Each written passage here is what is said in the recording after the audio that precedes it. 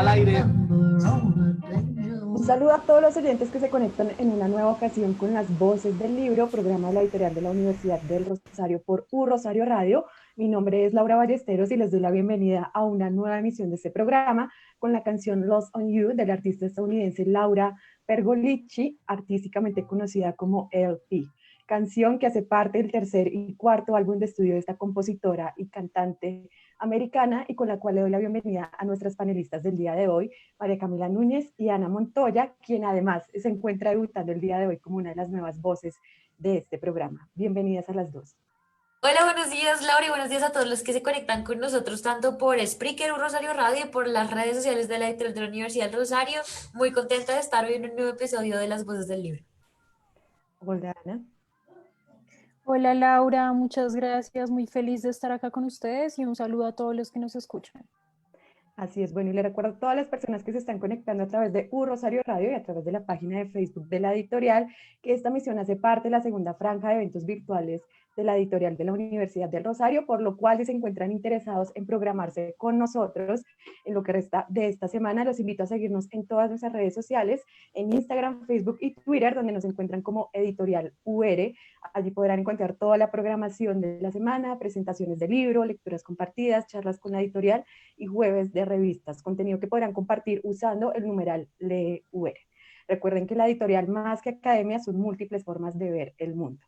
Y sin más que decir, damos inicio a la primera parte de este programa con la presentación y bienvenida de nuestros dos invitados del día de hoy, dos de los autores del libro y del informe El daño que nos hacen, glifosato y guerra en Caquetá, ejercicio de memoria histórica sobre el territorio caqueteño en medio de la guerra contra las drogas, publicación de Editorial de Justicia.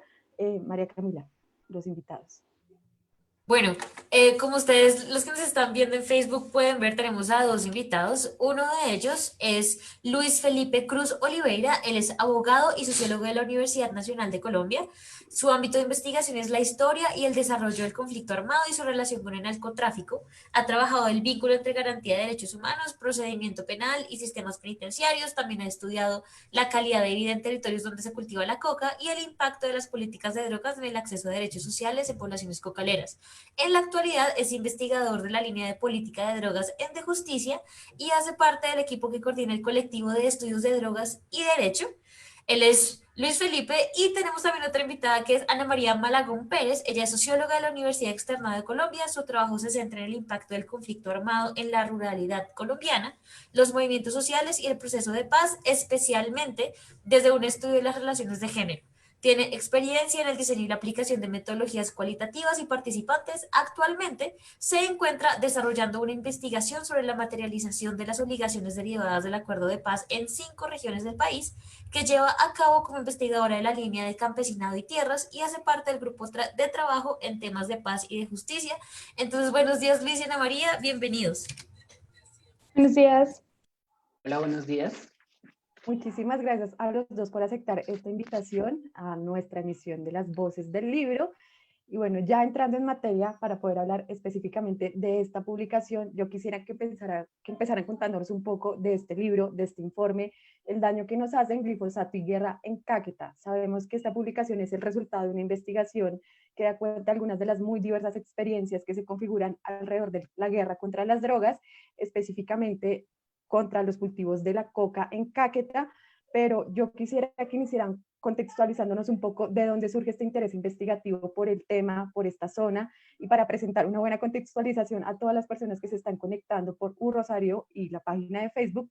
Yo quisiera que compartieran un poco de lo que presentan en este informe y la forma en cómo lo desarrollan y cómo lo abordan. Ana María.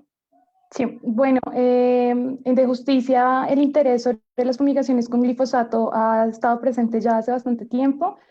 Elegimos Caquetá porque este informe surge como resultado de un convenio también que tenemos con FENSUAGRO, que es la Federación Nacional Sindical Unitaria Agropecuaria, y consideramos que Caquetá es un lugar en el que se evidencia la persistencia del conflicto armado, pero además sumado a la dinámica de la coca y el involucramiento de diferentes actores en ese contexto del conflicto. Para nosotros, en el informe, pues exponemos la vivencia a través de las memorias de campesinos y campesinas de los municipios de Montañita, Florencia, el Doncello, el Paujil, San Vicente del Caguán, Cartagena del Chairá y San José de Fragua, en torno a la coca y la vivencia del conflicto armado. Entonces, en el informe ustedes pues, lo que encuentran son 4 relatos. El relato de Alicia, que en el informe la llamamos Licho, de Adolfo, de Lucía y de Beatriz, y cómo ellos y ellas viven el proceso de construcción del territorio, la llegada de la coca, los procesos organizativos, cómo vivieron las afectaciones de las fumigaciones con glifosato, pero en el marco de un conflicto armado y de una configuración de órdenes armados.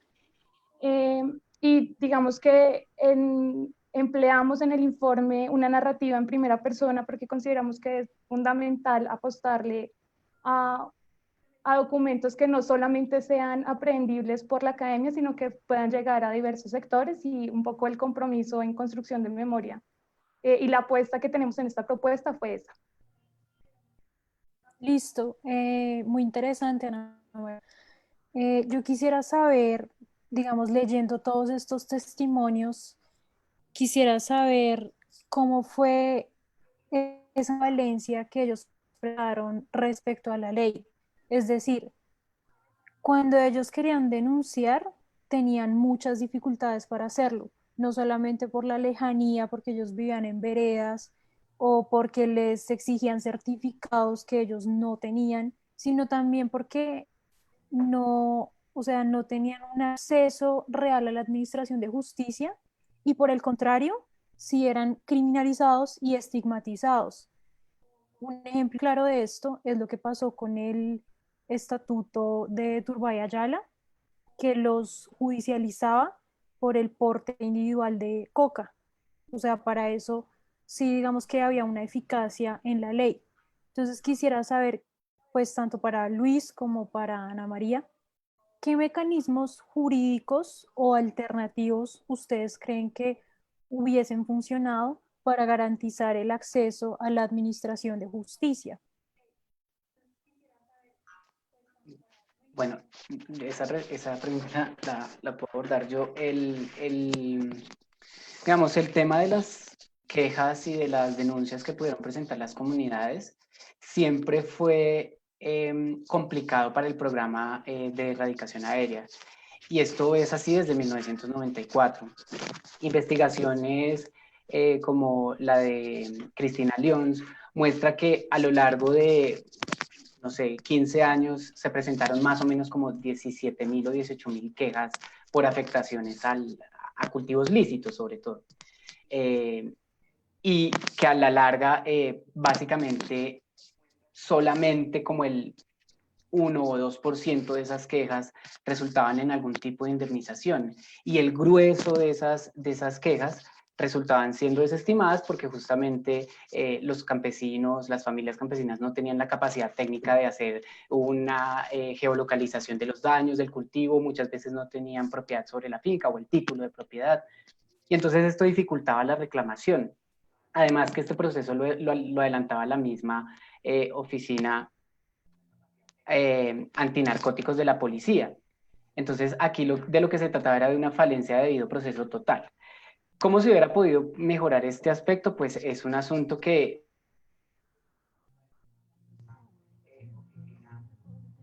Creo que perdimos a Luis. Estamos teniendo problemas de conexión. No sé si Ana María quisieras continuar, Ana María Malagón, quisieras continuar con esa pregunta específicamente de los mecanismos de justicia, en lo que retoma Luis. Sí, no, pues es que Luis Felipe dejó la idea ahí como esbozada.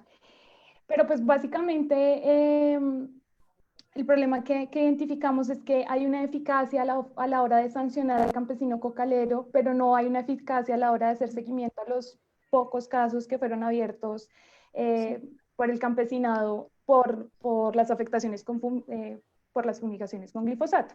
Pero además de eso encontramos que, y es uno de los elementos también que están presentes en el texto, el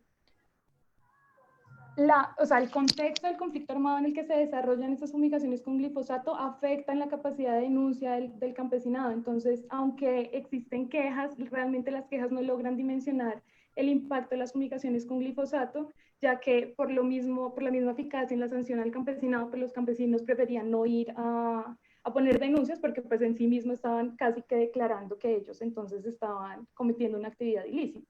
Ese es uno de los argumentos que consideramos que fractura de alguna forma la confianza que puede tener el campesinado en el Estado, y esto es, digamos, un argumento fundamental en el informe. De Claro, acuerdo. sí, yo recuerdo que Licho decía que se perdió la vacuna de la denuncia precisamente porque no obtenían un resultado. De acuerdo. Yo creo que algo también interesante que plantean ustedes en conjunto con Camilo Castiblanco, que es el otro autor del libro, es el valor que tienen esos procesos de memoria que se han configurado en el territorio caqueteño, el valor que tienen los testimonios y eventualmente pues la participación y digamos este método de poder tener de primera mano la participación y las experiencias de estas personas en el contexto, digamos, contra la lucha de las drogas en Caquetá. Y sobre eso yo quisiera entonces que Ana María compartiera con nosotros, con nuestros oyentes y seguidores, de dónde surgió ese interés investigativo y metodológico por los testimonios, por la memoria. ¿Cuál dirían ustedes que es el valor y el alcance que pueden tener estos procesos para la construcción de este tipo de informes y para eventualmente la construcción de políticas que le apunten un poco a resolver estos vacíos jurídicos y sociales que se plantean? Bueno, en primer lugar, sobre el interés y un poco la apuesta que tenemos, yo quisiera rescatar que en Caquetá, especialmente las organizaciones sociales y campesinas, han tenido una apuesta en torno a la reconstrucción de memoria y a la construcción participativa de memoria. Yo creo que este informe de alguna forma busca también aportar, además de aportar a la Comisión de Esclarecimiento de la Verdad, aportar a los procesos locales, digamos, en su trayectoria. Sobre cómo pueden este informe o como qué reflexiones nos deja, digamos, en materia de construcción de política pública. Yo creo que uno de los hallazgos y de hecho el motivo por el que terminamos escribiendo el informe en primera persona es la necesidad de resaltar las voces y las experiencias de quienes viven de forma directa los impactos de estas políticas. En el informe destacamos además los efectos nocivos de las fumigaciones con glifosato sobre procesos locales de sustitución, incluso voluntaria, que se venían desarrollando.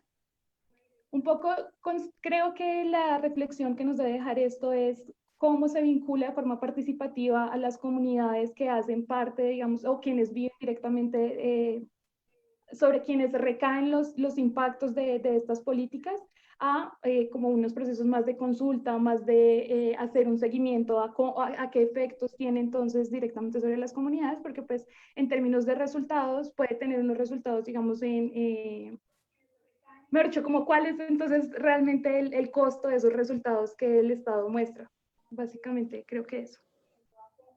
Bueno, es que definitivamente es un trabajo muy interesante y yo quiero continuar con una frase que tan pronto la leí se me quedó marcada, que está en el informe, y es que dice: bajo las avionetas no solo quedó silenciada la evidencia desde las comunidades sobre los daños que causa el glifosato en sus cuerpos y en sus tierras, sino también quedó truncada la confianza en el Estado y la legitimidad de sus instituciones. Ustedes nos cuentan en el libro, por medio de estos testimonios, que las FARC se consolidó como un contendiente muy fuerte para competir o como para ejercer un poder institucional en el departamento. Y quería preguntarles, de pronto Luis me puede ayudar acá, ¿cómo vieron esas expresiones o estas relaciones en los testimonios que ustedes trabajaron en el informe? Sí, perdón por la interrupción anterior. Tranquilo. Sí, para contestar esta pregunta hay que, yo creo que referirnos o referir muy claramente cuál fue el rol del Estado y de las FARC en esos territorios en donde la coca era la principal actividad económica. Y yo lo que siento es que las FARC ejercieron facultades de Estado en los territorios cocaleros del Caquetá. Ellos administraron justicia, cobraron impuestos, hicieron ordenamiento territorial, generaban una especie de soberanía alimentaria al imponerle unas condiciones a los campesinos para que cultivaran comida y no solo coca. Delegaban funciones, digamos, policivas en las juntas de acción comunal. Incluso, y eso lo reseñamos muy bien en el libro, en alguna parte las FARC sirvieron como para formar políticamente a las personas en el reclamo de derechos.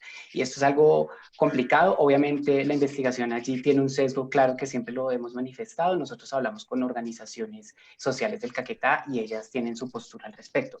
Sin embargo, digamos, lo que yo siento y la forma como se trató este tema del Estado fariano en Caquetá durante las entrevistas, tendría que decir que hay como 2 o 3 cosas muy puntuales. La primera, muchas de esas entrevistas dejan en el aire como una nostalgia de orden social. Y no es una nostalgia de un orden social que fuera perfecto, es un orden social de una economía de guerra, de un conflicto armado, pero era un orden social donde había alguien que imponía las órdenes, que imponía la seguridad, y eso daba ciertas sensaciones y garantías a los ciudadanos en esas condiciones. Y yo creo que el Estado y lo que ha pasado en la implementación del acuerdo de paz ha dado con el traste de las posibilidades que tenía el acuerdo de paz para que las instituciones, y hablo de las instituciones como Estado completo, no solamente el gobierno nacional, para que llegaran a estos territorios. No, o sea, la población no es que sea fariana, sino que la población está padeciendo en este momento un desorden muy bravo, un desorden que tiene múltiples consecuencias en la vida, incluso de los líderes sociales, y por eso es que se extraña esa forma de administrar la seguridad que había un poco cuando estaban las FARC. Y yo creo que lo que quieren demostrar estas entrevistas es que hay una paradoja de saber que las FARC eran un actor armado que participaba en una guerra, pero cuando salieron las FARC no quedó nada. Quedó lo malo de la coca. Quedó lo que, pues, básicamente implicaba actores armados, ejércitos patrullando los territorios, un movimiento como institucional, si se quiere, complicado en una relación muy tensionante con las comunidades. Claro, y es que precisamente como Luis lo menciona, y esto se evidencia mucho en el informe, en las narraciones, y es que precisamente las FARC cumplen este rol de también el orden, pero también de violencia, y eso me parece también importante, esta dualidad y esta contradicción de vivir como en ese desorden ordenado por las FARC y que luego cuando se sale las FARC, como bien lo menciona Luis, pues queda también toda esta invisibilización institucional en el departamento que pues me parece también muy interesante de resaltar.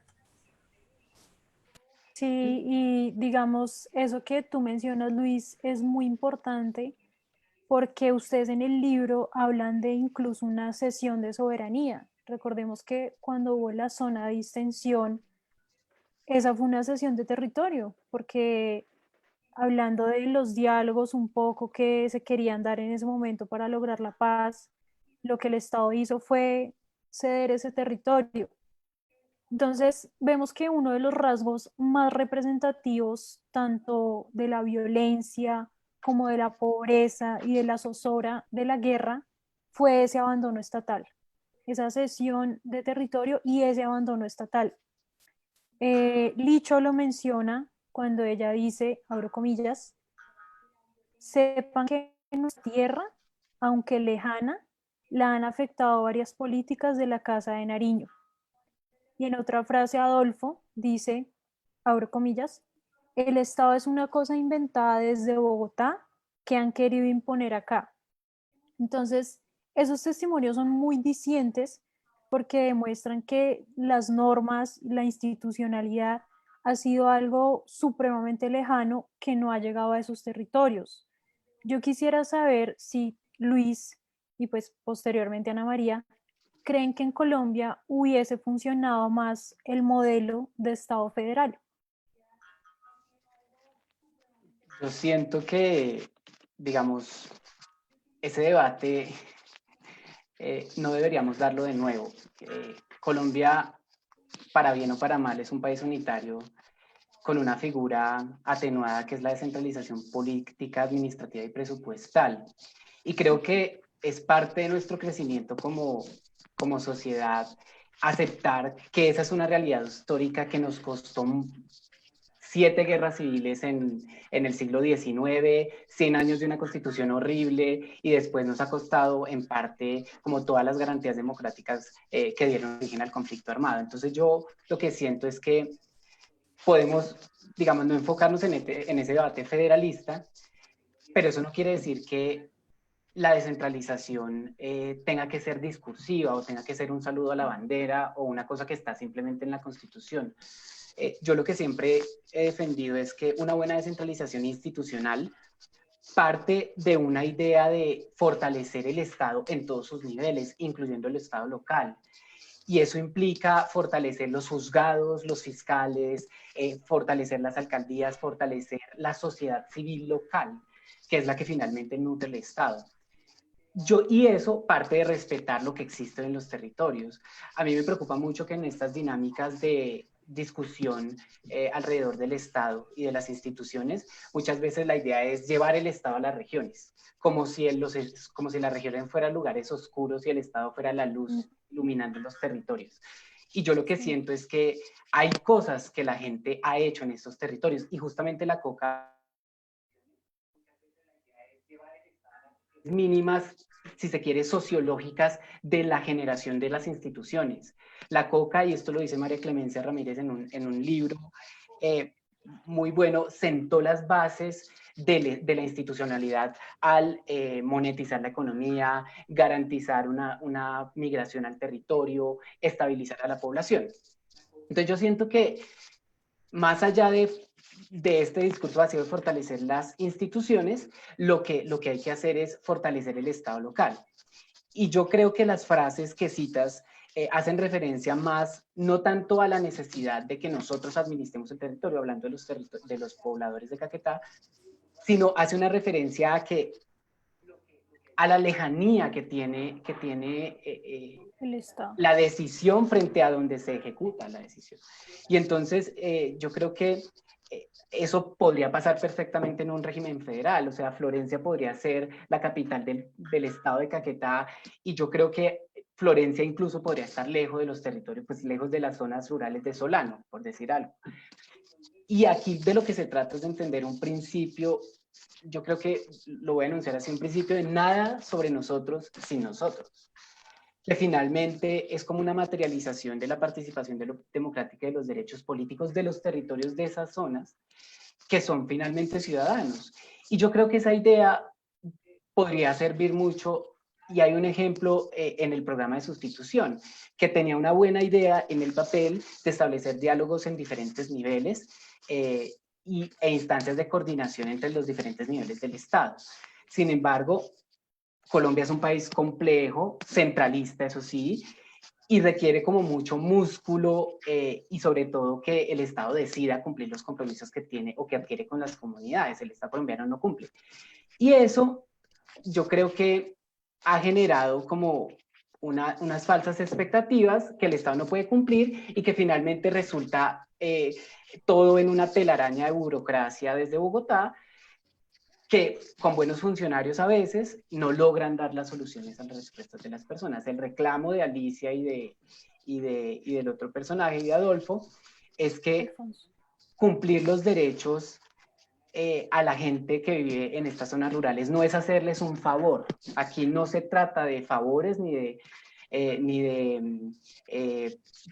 simplemente reconocerles que pobrecitos. Aquí se trata de una apuesta estatal en estos territorios en donde se tiene que respetar una apuesta del ejercicio de la ciudadanía rural.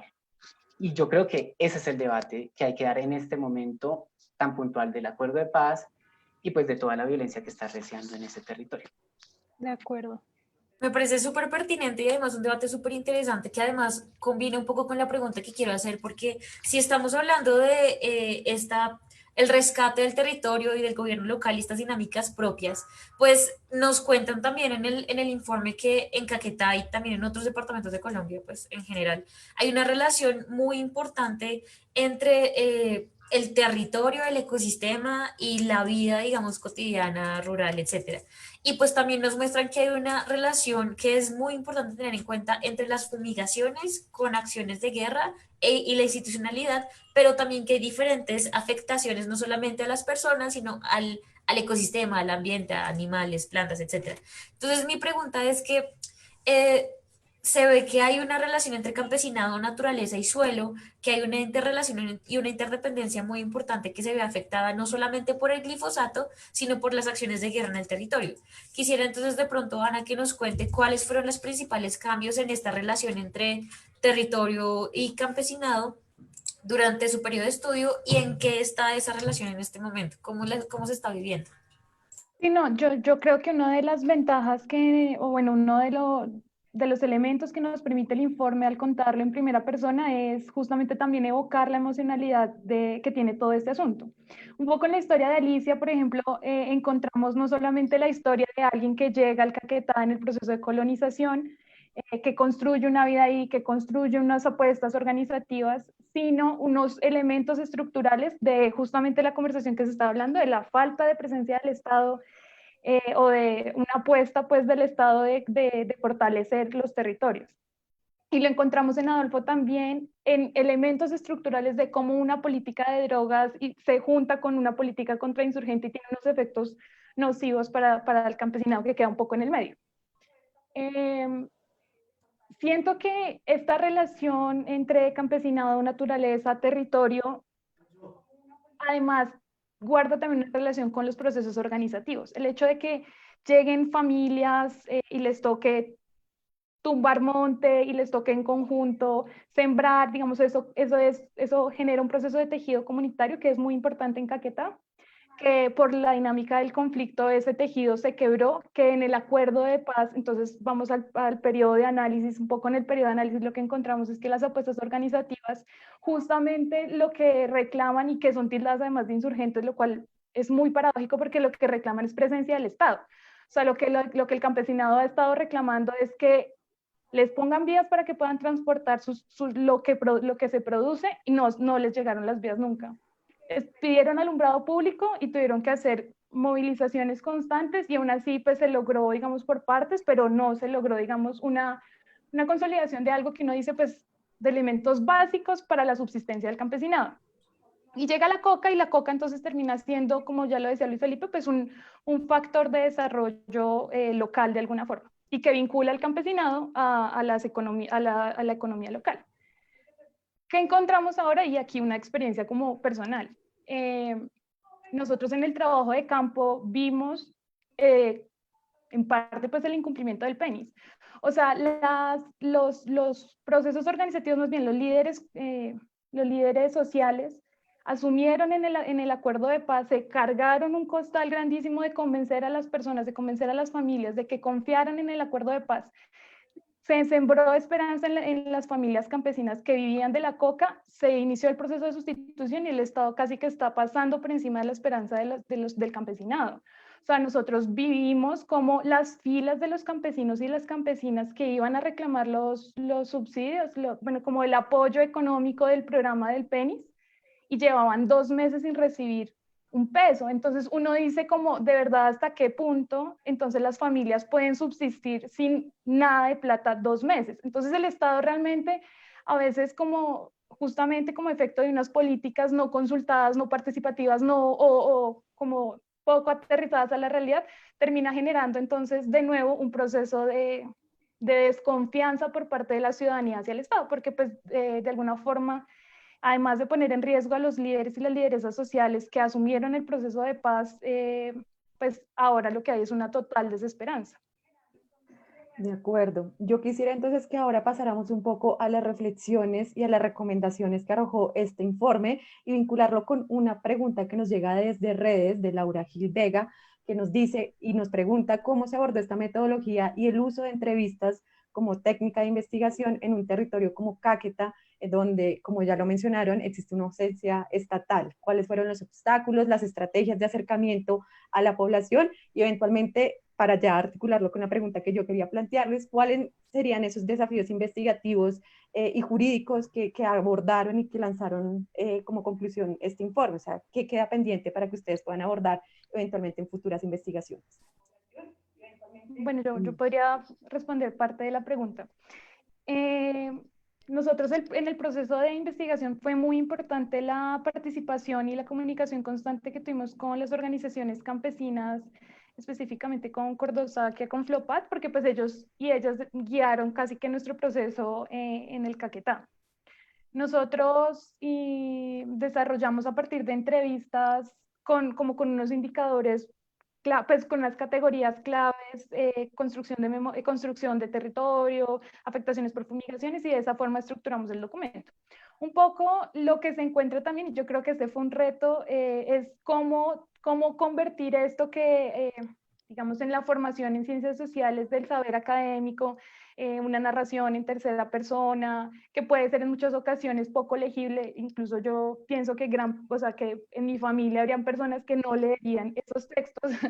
¿Cómo uno hace para que esos textos realmente lleguen a las comunidades, especialmente a los procesos comunitarios que nos acompañaron? No todas las personas que nos acompañaron, por ejemplo, hacían parte de organizaciones campesinas, pero sí había un interés en que lo que ellos y ellas decían pudieran saber pues, qué fue lo que dijeron. Nosotros pasamos por un proceso incluso de consulta antes de tener este documento final con ellos y ellas para que nos dijeran como qué cosas sí, qué cosas no. Entonces creo que ese es un poco la discusión es academia versus como lo no académico, y creo que un poco en el informe lo que tratamos es de mantener en una narrativa que llegara a diferentes públicos sin perder el rigor de alguna forma académico, que es lo que encontramos como en los enlaces. Y bueno, eso fue como un poco también un reto de cómo hilábamos las dos cosas o cómo hacíamos que las dos cosas quedaran en equilibrio. Y pues sobre lo jurídico yo creo que Luis Felipe. Sí, justamente iba a pedir la palabra ahí como para decir algunas cosas sobre los desafíos jurídicos y las recomendaciones. Yo creo que el principal desafío jurídico que enfrenta en este momento todo el tema del glifosato es el reconocimiento de las víctimas de las fumigaciones aéreas como víctimas del conflicto armado. Y eso implica un debate muy grande alrededor de la relación entre derecho internacional humanitario y aspersiones con glifosato. En las conclusiones del informe nosotros pusimos un capítulo, una sección entera como para intentar develar esta relación. Para nosotros es claro, pero es una intuición más que una afirmación, que las fumigaciones con glifosato están prohibidas por el derecho internacional humanitario y que por lo tanto, al haber una relación entre Plan Colombia, glifosato y estrategias para minar el control territorial de las FARC, como lo dijimos anteriormente, pues si todo esto es verdad, pues obviamente el derecho internacional humanitario regía o debería regir este tipo de operaciones o la consideración de tomarlas, de llevarlas a cabo o no. Y yo siento que esa discusión tiene unos efectos prácticos muy importantes, y es viabilizar la manera de que las familias víctimas puedan inscribirse en el registro único de víctimas y puedan acceder a las reparaciones de la política de víctimas que en este momento se está discutiendo debido a la sentencia que la Corte Constitucional emitió hace poco sobre la extensión de la vigencia de la ley de víctimas. Y yo creo que eso es muy importante porque las personas en muchas entrevistas nos dijeron: nosotros no pedimos una reparación económica porque eso no es posible. A nosotros nos destruyeron la vida, nos tocó irnos para diferentes partes, nos tocó descampesinizarnos. Pero las personas, por ejemplo, sí podrían llegar a tener reparaciones en términos de salud, en términos de había una persona que necesitaba que le hicieran una operación al ojo porque una de las fumigaciones le dañó el ojo derecho. Entonces necesita acceso a ese servicio de salud. Eso debe ser parte de la discusión en este momento. Y sobre las recomendaciones, yo quisiera decir tres cosas muy puntuales. Nosotros estamos pensando en la Comisión de la Verdad como un organismo que no es judicial y que simplemente a su vez hace recomendaciones al gobierno para la política de verdad, reparación y garantías de no repetición. Y por eso es que a nosotros en el informe nos quedan tantas preguntas pendientes como todo lo que tuvo que ver con un listado de daños concretos que se dieron a la población, por ejemplo, qué afectaciones hubo en la salud sexual y reproductiva de las mujeres y de los hombres campesinos que habitaban estas zonas y que recibieron las fumigaciones en sus casas. Y que por eso nosotros tenemos como un paquete de medidas ahí que sugerimos, como de esclarecimiento de la verdad. O sea, que haya estudio, que a esto se le meta evidencia, y evidencia desde el terreno colombiano. Porque, así como lo decíamos antes, es muy difícil mantener la discusión hoy día sobre el glifosato y si el glifosato genera daño o no, con estudios que se han hecho en Londres o con estudios que se han hecho en Estados Unidos, en condiciones absolutamente distintas. Y yo creo que eso es algo muy importante que se tiene que hacer ahí. Y otro tipo de recomendaciones es como toda esta implementación del acuerdo de paz como una forma de superar las condiciones marginadas, de marginalidad del campesinado cocalero. Y yo siento que las garantías de no repetición pues son muy claras, es no reactiven las fumigaciones con glifosato. Listo, Luis. Tomando un poco de lo que dices, tú dices que unas de las afectaciones fueron el aborto. Entonces vemos que, no me acuerdo si fue Lucía o Alicia, que decían que una de sus compañeras perdió un bebé precisamente por el glifosato y además porque ellos no podían ir a un hospital, o sea, ellos no podían trasladarse desde la vereda hasta el pueblo e ir a un hospital. Ustedes hacen énfasis en que no fue lo mismo la violencia o sea, que vivieron los hombres a la que vivieron las mujeres. ¿Cómo fue ese enfoque de género que ustedes utilizaron en el estudio? ¿Cómo hicieron para acercarse a las campesinas y hacerles ver un poco esa visión de que lo que ellas vivían era un poco diferente? Bueno, nosotros desde la construcción de la metodología le apostamos a un enfoque de género desde la metodología. O sea, desde la metodología pensarnos en espacios de diálogo con mujeres. Sin embargo, como también está expuesto en el informe, pues es uno de los retos incluso más grandes que hay en el proceso de campo, porque, digamos, los procesos organizativos, por ejemplo, son pues en gran parte masculinos.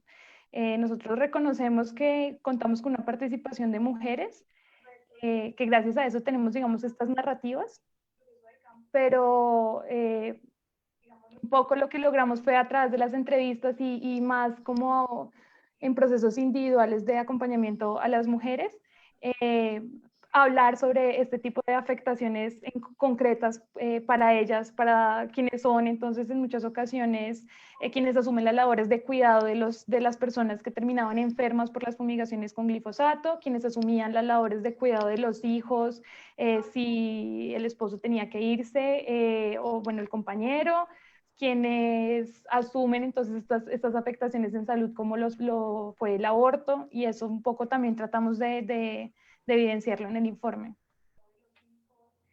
De acuerdo, de acuerdo. Yo creo que la discusión y esta conversación estuvo muy interesante. Hay una cantidad de variables investigativas, de género, metodológicas muy, muy interesantes que sé que todas las personas que se están conectando a través de U Rosario Radio y Facebook tienen muy presentes, por lo cual nosotros les recomendamos que consulten este informe. Estuvimos hablando del informe El daño que nos hacen, glifosato y guerra en Caquetá, ejercicio de memoria histórica sobre el territorio caqueteño en medio de la guerra contra las drogas, de la editorial de Justicia, publicación que ya se encuentra disponible en la página web de justicia.org para su consulta. Allí podrán encontrar más información sobre esta y otras publicaciones de la organización. Ana María y Luis Felipe Cruz, muchísimas gracias por acompañarnos el día de hoy. Esperamos que este espacio haya sido de total agrado para la difusión de este trabajo investigativo que los felicito, es increíble. Muchas gracias. No, muchas gracias a ustedes. Bueno, y antes de irnos a una pausa, les recuerdo a nuestros oyentes que pueden seguirnos en todas nuestras redes sociales, en Instagram, en Facebook y en Twitter como Editorial UR. No olviden compartir sus recomendados y comentarios sobre nuestro programa del día de hoy con el numeral LEUR y numeral Las Voces del Libro. Muchísimas gracias y nos vemos ahorita en la segunda sección. Vamos a una pausa.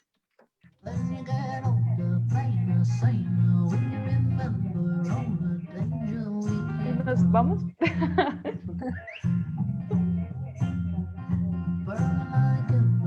Ya que podemos hablar, esto no capta todavía, pero sí estamos en Facebook Live todavía. Muchísimas gracias, Ana María, Luis, Felipe, por esta gran conversación. Esperamos que el espacio también haya sido igual de agradable para ustedes dos. Y lo fue. Muchas gracias a ustedes por ayudarnos a hacer este lanzamiento, que realmente es como el lanzamiento, no sé si oficial, pero sí es como un espacio que... Pero felicitaciones, un muy buen de todo el trabajo. proceso. Muy buen trabajo y la verdad la conversación súper interesante. Hay un montón de comentarios en Facebook para que lo vean ahorita. La transmisión queda guardada igual. Este sigue en transmisión, ya no cortamos, entonces pues nada, Ana, Luis, muchas gracias. Hasta luego. Chao. Muchas gracias. Gracias. Más antigua del Chao. país, podrás leerla en nuestro portal web Rosarista. Editorial, siempre antiguo. Para los que seguimos en Facebook Live, quédense pegados que vamos con una segunda parte. ¿Seguimos, Lau? Escrito por Mónica Maurici. Comentarios a la leyenda negra. Escrito por Diego Felipe Cabrera Celis. Voces del pasado. Biografía de Fray Cristóbal de Torres. Los datos de Arriaga. Revista Nova Advétera. Edición digital de julio. Una invitación de la editorial y publicaciones de la Universidad del Rosario y Un Rosario Radio, formando opinión. Hola, les habla Daniel Corrales, del programa Música, Cultura y Sociedad. Todos los sábados y domingos de 6 a 8 de la mañana. Si no les gusta madrugar, por cualquier razón que sea, pueden descargar nuestro programa y oírlo en cualquier momento a través de la aplicación Spreaker. Síganos en nuestras redes sociales, @URosario Radio, con el hashtag Música, Cultura y Sociedad y @DCG103. Recuerde, Música, Cultura y Sociedad, sábados y domingos de 6 a 8 de la mañana. Rosario Radio. Siempre conectados a través de tus sentidos.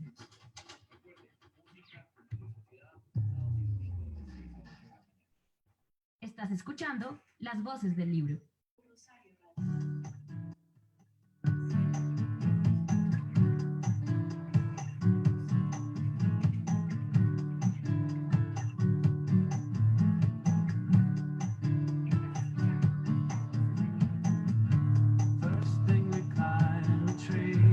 Al aire.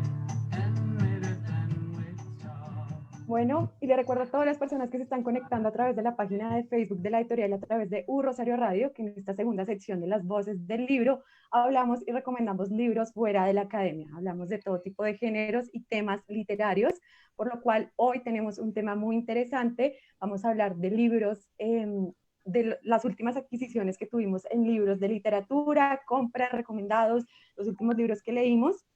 La idea es que nuestras panelistas e invitado puedan contarnos un poco de su libro y de su experiencia como última adquisición. Si fue un libro recomendado, si lo compraron, si ya lo leyeron. Les doy la bienvenida, incluso ya le doy la bienvenida a nuestro invitado el día de hoy, Juan Diego Villamizar, quien es estudiante de medicina de la Universidad del Rosario. Juan Diego, bienvenido. Buenos días a todos los oyentes y muchas gracias por la invitación. Así es, les recuerdo a las personas que se están conectando que ingresamos con la canción Ahead by a Century de la banda de rock canadiense The Tragically Hip, lanzada el 22 de abril de 1996, canción que gratamente es conocida por ser el opening de la serie End with an E de Netflix y la cadena televisiva canadiense CBC. Pero bueno, ya para entrar en materia en nuestros recomendados, no sé si María Camila se quiere lanzar y hablarnos específicamente del libro que nos trajo el día de hoy. Así es, Laura. Bueno, yo hoy vengo con un recomendado que le compré a mi papá de cumpleaños. Él cumplió años ahorita el 20 de junio y yo estaba quemándome la cabeza para saber qué libro regalarle, y este libro fue un recomendado también de una amiga. Se llama La forma de las ruinas, es de 2015 y el autor es Juan Gabriel Vázquez. Este señor hasta la fecha ha publicado un montón de novelas, cuentos, ensayos, se ha ganado un premio Alfaguara, un premio literario y un premio Roger Scalios. Mejor dicho, este señor es un muy buen autor. Entonces, como les digo, este libro fue una recomendación que me hicieron para regalarle a mi papá, y hablando con mi papá me dice que el libro está excelente, que está matado con el libro. Es una historia que es tipo novela histórica, pero ficción también. Entonces narra un poco también unos hechos que se relacionan con el asesinato de Jorge Eliezer Gaitán en el 48, y mi papá me dice que una de las cosas que más le gusta del libro es que está situado en Bogotá, pero no solamente eso, sino que la descripción que hace de las calles, de los lugares, de las historias y las sensaciones que se dan en la ciudad, él las puede conocer y vivir muy bien porque él se conoce muy bien la ciudad y el centro. Entonces, digamos que cuando le dicen, no, la calle 12 o la calle no sé qué, entonces digamos que es una historia que él se conecta muy bien. Entonces, el recomendado que les traigo hoy a ustedes de las voces del libro es este libro, La forma de las ruinas, de Juan Gabriel Vázquez, que seguramente yo le pediría a mi papá que me preste el libro cuando lo termine, porque pues esa es una de las ventajas de dar libros de regalo a la familia, ¿no? Uno luego va Claro, pues. recuperando por ahí libros prestados. Ese es mi recomendado para hoy. Ay, muy chévere, María Camila. No sé, Juan Diego, si quisiera lanzarse también con su recomendado del día de hoy.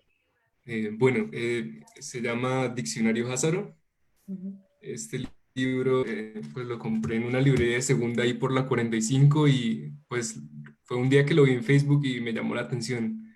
Es de un autor serbio, candidato en muchas ocasiones a Premio Nobel de Literatura, se llama Milorad Pavic y este es su primer libro. Es, digamos, una novela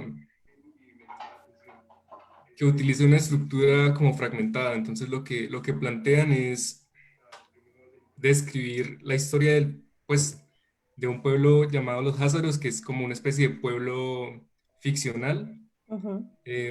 desde la perspectiva de tres diferentes diccionarios anexos a la religión cristiana, al judaísmo y al islamismo.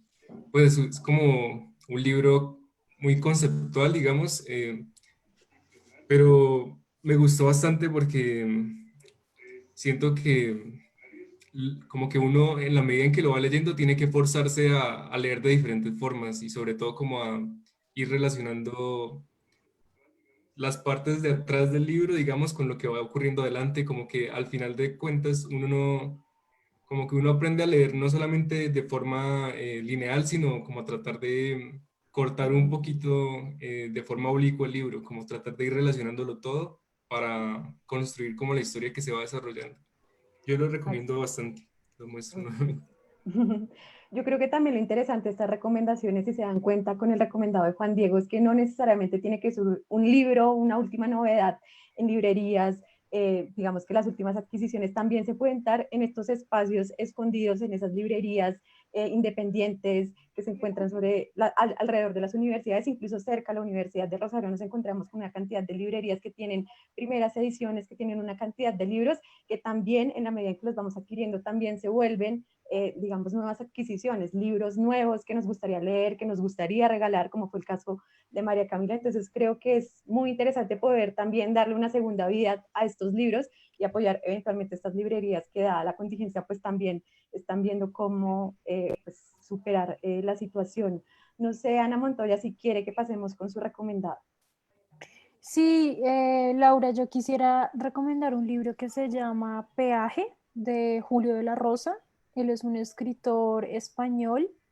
El libro se publicó en 2013 y pues la verdad es un libro muy sencillo de leer, es muy fácil y la idea que tiene es casi que un monólogo interior porque, bueno, no se los quiero spoilear, pero es la historia de un señor que trabaja en un peaje.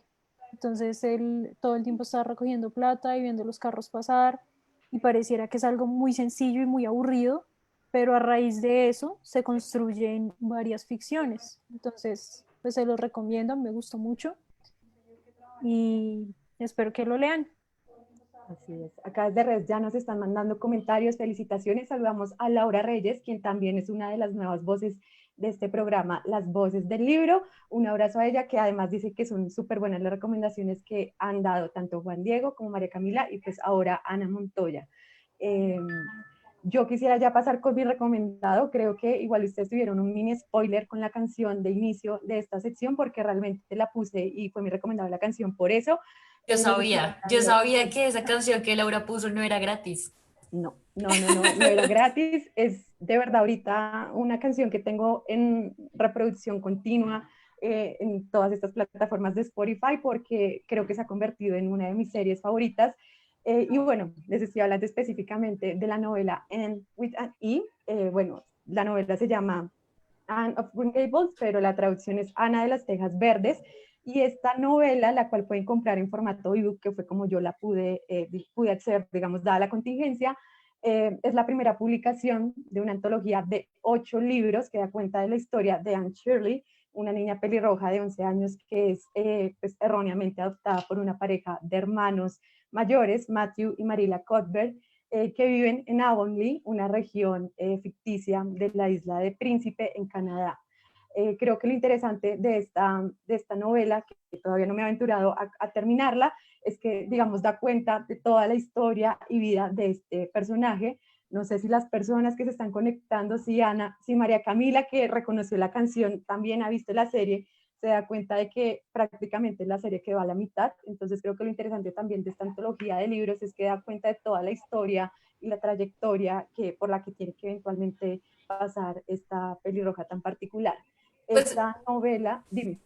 perdón, pues es que yo no me he visto la serie, pero me la han recomendado muchísimo. Además, la he visto recomendada por muchos lados, pero quería preguntarle, usted se vio la serie y decidió comprar el libro. ¿Qué tanto se compara la serie y el libro? ¿Si es de estos que uno dice vale la pena o no? Pues lo que yo les comentaba, el libro que yo compré ahorita es solo el primero de los 8 libros que comprende, digamos, la antología de esta historia de Anne Shirley, esta pelirroja. Digamos que me he leído unas 40 páginas y siento que sí está un poco más cargada de detalles.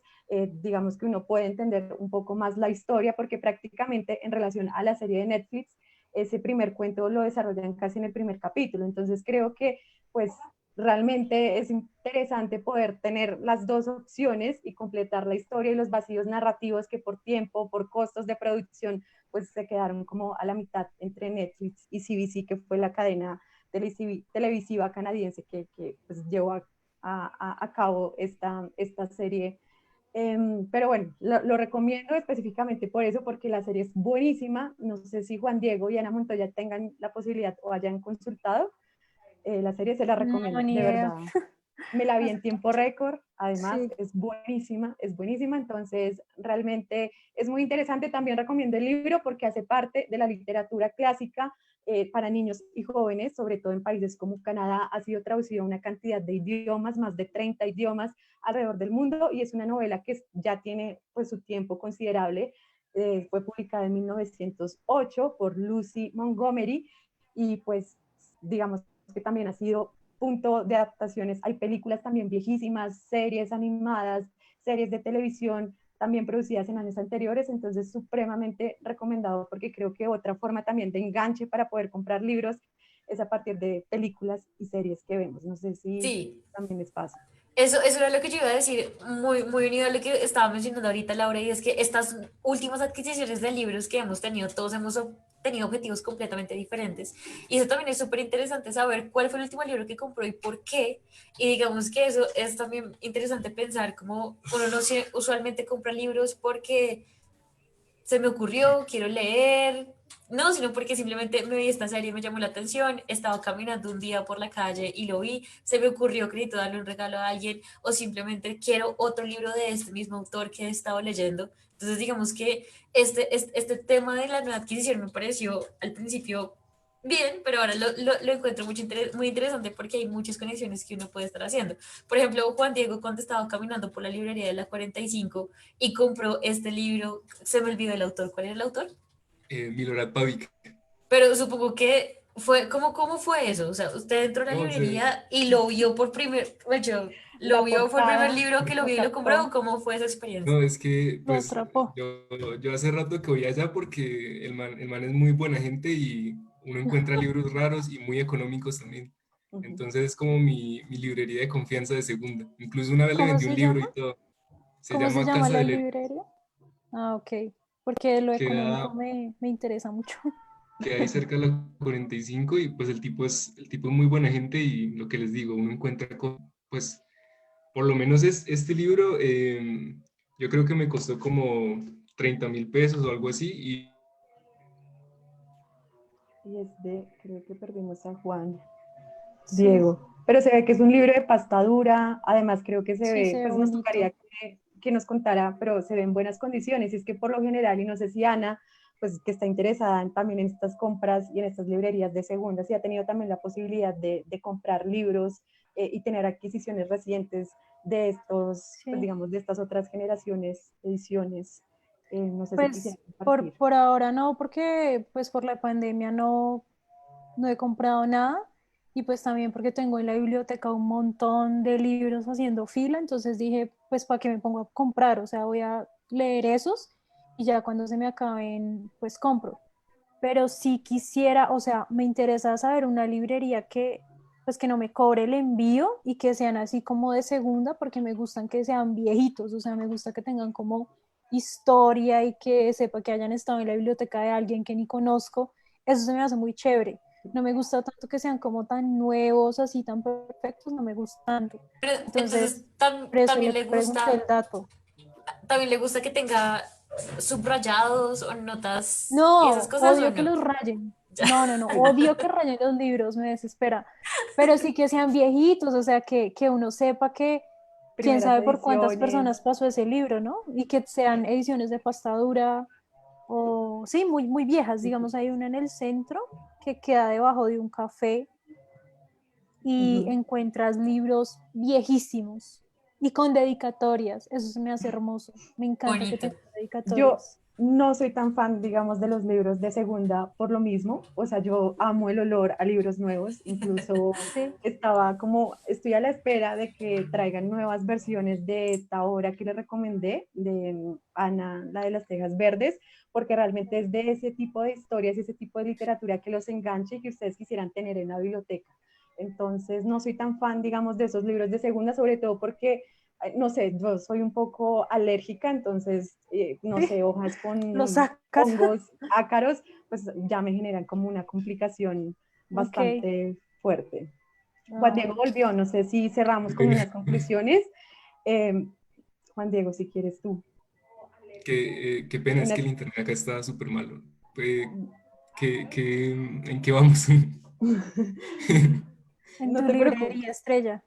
en tu librería estrella, Ah, unas conclusiones. no, pues entonces yo lo que hago es ponerme a mirar qué tiene ahí como que puede ser un buen negocio, digamos, porque, digamos, en el caso de este libro o algunos libros, para encontrar una buena edición, pues uno tiene que invertirle bastante. Y pues, Ujú. Claro. digamos que eso es lo que yo suelo mirar allá, como cosas que sean una oportunidad, porque en últimas, pues hay libros que uno en cualquier momento los puede ir comprando y pues uno tiene libros acumulados, entonces como que llega un punto en el que es mejor esperar un poco, pero hay libros que sí definitivamente son muy buena oferta, entonces eso es lo que trato de hacer yo y de todas formas me gusta mucho como el ejercicio de mirar pues cada uno de los estantes también como para encontrar autores nuevos, ver de Ujú. pronto, sí, uno se pone a leer las descripciones de los libros y se da cuenta de que pues hay muchísimas, hay demasiadas cosas en serio, pues no alcanza uno en la vida a leer todo lo que hay. Completamente de acuerdo. Así es. Sí. Bueno, lastimosamente ya nos toca ir cerrando. Ya llegamos al final de Las Voces del Libro, el programa de la editorial de la Universidad del Rosario por Rosario Radio. Le doy agradecimientos especiales a nuestro invitado el día de hoy, a esta sección de recomendados, Juan Diego Villamizar, a María Camila Núñez y a Ana Montoya, panelistas de esta emisión de Gracias. Las Voces del Libro. Y le recuerdo a todos los oyentes que si se perdieron algo del programa de hoy o están interesados en revivirlo, lo pueden hacer a través de Rosario Radio. Este podcast queda guardado en Spreaker, en Deezer, en Spotify. También recuerden que nos pueden seguir a través de nuestras redes sociales en Instagram, Facebook y Twitter, donde nos encuentran como Editorial UR. Ahí podrán encontrar la difusión de esta transmisión. No olviden que esta emisión también hace parte de la segunda franja de eventos virtuales de la editorial, así que anímense y prográmense en lo que resta de esta semana. Tenemos presentaciones de libros, lecturas compartidas. No olviden también que la editorial más que academia son múltiples formas de ver el mundo. La producción del programa del día de hoy estuvo a cargo de Diego Garzón Forero y Juan Carlos Ruiz. En el control máster estuvo Nelson Duarte y en la dirección de Rosario Radio, Sebastián Río. Muchísimas gracias a los tres por conectarse y a todas las personas que nos siguieron a través de la página de Facebook de la editorial. Muchas gracias. Un placer. Gracias, Laura. Adiós.